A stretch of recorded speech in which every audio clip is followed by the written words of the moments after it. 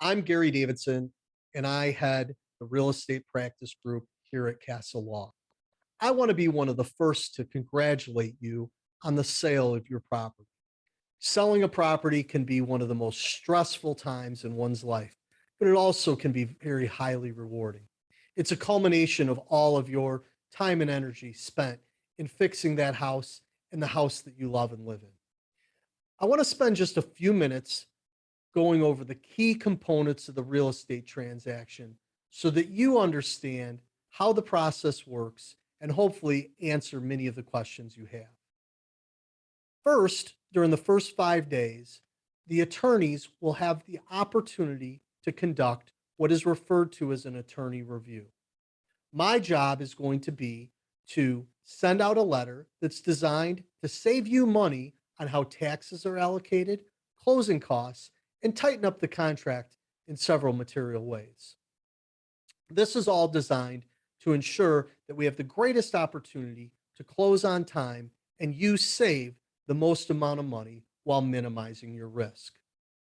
Secondly, during the first 5 days, the buyer has an opportunity to conduct a home inspection on your property.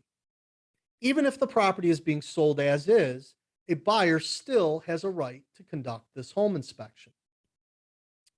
The buyer is going to be doing a full inspection with a registered home inspector. When you get that home inspection report from our office, along oftentimes with a request for the buyer to perform repairs, you must understand that many times buyers simply don't understand and they're simply passing along what their inspection results are. This is no indication of the type of house you have or whether it's, well maintained or not. But every single property that we see, and we close over 1,200 transactions a year, it will be 20 or 30 pages long. Understand that both the buyer and seller want to get to the closing table. So your first reaction may be overwhelming, but it's our job to help you get through that process. Now, the home inspection only covers the major components of the house. Minor repairs and routine maintenance are not included. Oftentimes, buyers will make these requests. Once that home inspection comes in, contact our office and one of the attorneys or paralegals will walk through that with you and we'll give you the best advice to minimize your risk and get you to the closing table. The third thing is if your buyer is getting a mortgage, there in the closing there's going to be a mortgage contingency. And that's the time by which they have to obtain financing. Now understand the date by which to obtain financing and the closing date at the time that you signed your contract are simply goals. And we are going to do everything in our power to ensure that those goals are hit. But in more than 50% of the cases, for a variety of reasons, the closing may or may not occur on that closing date. It is not necessarily an indication of your buyer's ability to sell or buy the property. It's more or less an indication of the fact that the mortgage companies right now are extremely busy and we have the expertise more than most in the industry to identify whether or not a property and a mortgage is proceeding the way it should.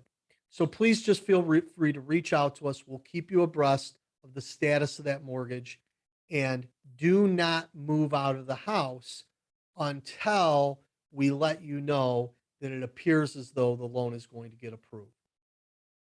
Finally, when it comes to the day of closing, as a seller, things have changed in 2021. Most sellers do not attend the closing. We recommend to our clients that you pre sign your closing documents with one of the attorneys or paralegals in our office.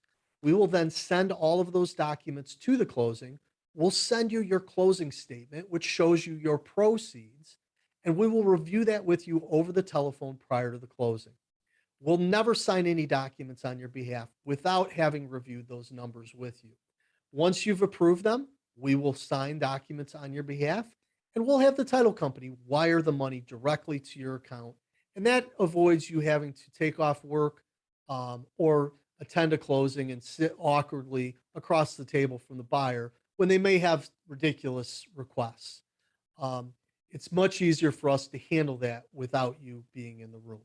For those of you who are traditional and would like to attend the closing, please just let one of the attorneys or staff members at Castle Law know, and we'll make sure that we're with you at that closing.